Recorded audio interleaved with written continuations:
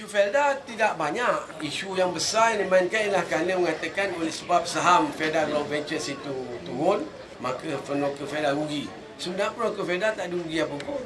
Sebab 800 unit yang kita bagi pada penokor Felda, duit tu dia bayar oleh Felda dahulu. Dan kita janjikan penokor itu supaya kita mereka akan bayar secara beransur-ansur dengan satu angka yang munasabah. Jadi tak ada apa rugi. Cuma yang orang seperti kata paper loss lah. Atas itu betul. Tetapi hakikat kan kita bayar. Dan apa yang dia 800 unit itu tak besar mana. Yang kita beri pada penokor Felda di bawah tabung amanah 20%, mereka dapat. Yang itu mereka dapat secara percuma. Ini ihsan daripada Yang Amat Berhormat Perdana Menteri ketika kita buat IPO dahulu. Yang Amat Berhormat kata kita buat IPO, apa caranya supaya penokor Felda yang 112,635 orang ini dapat nikmat direct daripada IPO. Jadi timbul idea, kita kata dan Yang Berhormat setuju supaya 20% daripada 37% yang diperuntukkan kepada Felda, 20% kita beri pada 112,630 orang. Jadi mereka akan dapat putusan. Tahun ini kita untung, tahun sudah sebab harga sawit kurang, turun kita untung tak banyak, 550 juta lebih kurang. Dan saya percaya dividen akan beri juga, yang mereka akan dapat.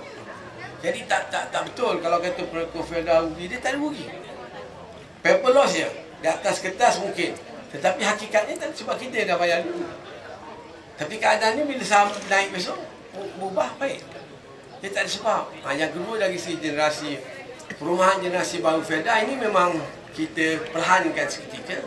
Sebab kita nak menyelesaikan pertama, sistem penjualan itu bagaimana. Jadi kita dah setuju, Yang Amat Berhormat pun dah kita beri seketika itu, iaitu dari segi sewa beli.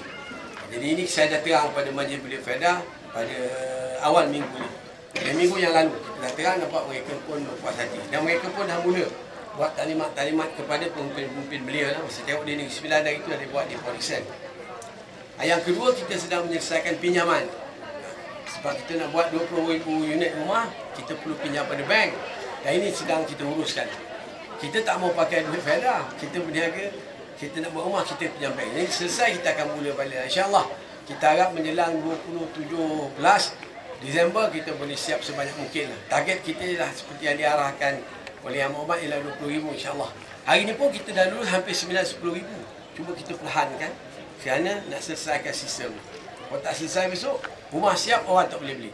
Jadi kita dah buat sewa beli, insyaAllah kita akan dapat melaksanakan.